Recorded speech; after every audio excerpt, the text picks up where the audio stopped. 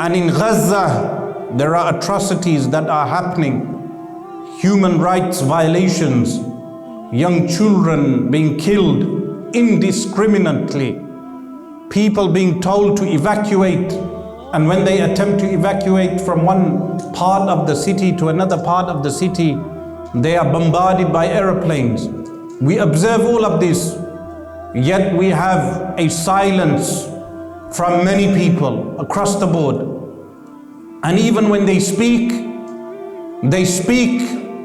in a way that they mean to say that the Muslims must be pacified, that the Muslims must give up any resistance. They should be pacified in a way that they do not resist occupation. They do not resist being disgraced. This is how they make public statements when they do.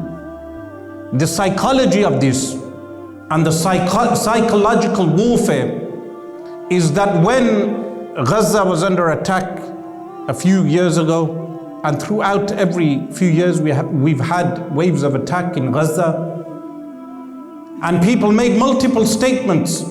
Why did they do that? The psychological reasons is that at that time, people of Gaza were viewed as only as victims. So when Muslims are viewed as victims, then it becomes easy for the mindset, the enslaved mindset, to make public statements. Now that the people of Gaza initially were viewed as the aggressors, when they are viewed as being the aggressors, this is why people have cowered away from making the statements that they need to make. That entails what? The enslaved mindset.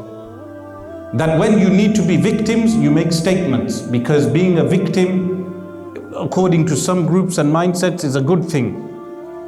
But when the people of Gaza are viewed as being what? As being the aggressors, then what happens? They cower down from making statements. That's the psychology.